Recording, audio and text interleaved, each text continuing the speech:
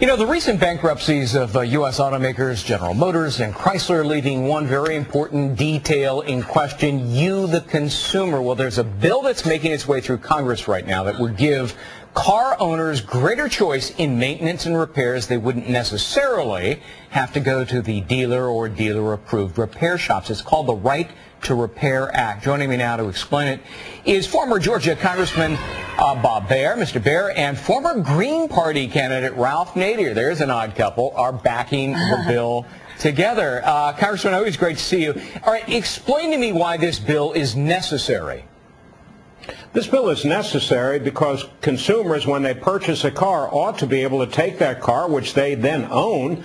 They ought to be able to take that car to whatever repair shop they wish, but they can't now for most late model cars because the car manufacturer retains certain information that they will not release to independent car repair shops that would enable them to repair the car. So consumers of late model cars are locked in to only being able to take their cars to those repair shops that are maintained by the dealers at the dealers, adding considerably to the cost up to 34% by some estimates. And now with many of Chrysler and GM dealers being shut down, the options for car consumers, car owners, are severely limited, in addition to being very costly. Yeah, I'd love to see my repair bill go down 34%. That was according to the Lang Research study. But look, backers of this bill are claiming that this is a win for small businesses. And that's true, but it's only partially true, because, Congressman, won't this hurt financially thousands of franchise dealers that have service departments, and many of the dealers are small businesses too? They're going to lose that business.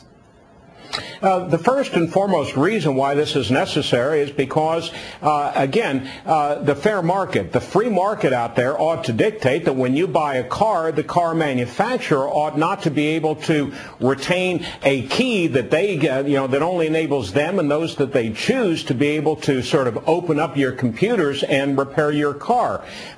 Similar to a computer, you buy a computer and you ought to be able to use it however you wish. The manufacturer shouldn't be able, after you buy it, to say, well, you can do this, but you've got to get our permission to do something else.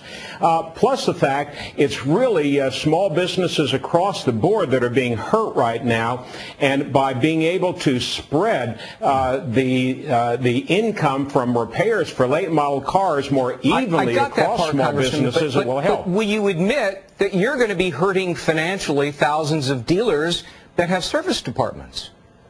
Well, I think those dealers are being hurt a lot more by what the government is forcing on the car manufacturers themselves. Yeah. This really is unlikely to severely hurt the car companies. Those ones that will remain, that aren't being closed, and they have service departments, and these are mom-and-pop operations. You know, a lot of them are. They're individually owned dealers.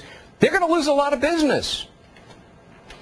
I don't think that they are. Industry figures indicate that simply because a lot of people, if they have the option to take their car to an independent dealer, it doesn't necessarily mean that they will. But here again, it's basic fairness and basic free market economics that indicate that you ought to be able to take a product that you own to wherever you wish to get it repaired. Yeah, and listen, by challenging you, I'm not suggesting that this is a bad bill or a bad idea. It sounds like a great idea for the most part, but there's nobody on the other side.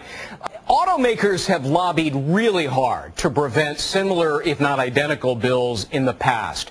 Is the political landscape now different so that the outcome will be different? Both the political and certainly the economic landscape right now are very different, and we believe that this gives the right to repair legislation, which has been introduced recently in the Congress by by Democrats, but with Republican support, a much higher likelihood of making it successfully through both houses of Congress, because it is so pro-consumer and pro-small business. Well, if it passes, it'll expand consumer choice, it'll increase competition, and lower the costs for consumers all across America. I just feel kind of badly for the dealers. But Bob Barr, thank you so much for being with us. My pleasure always.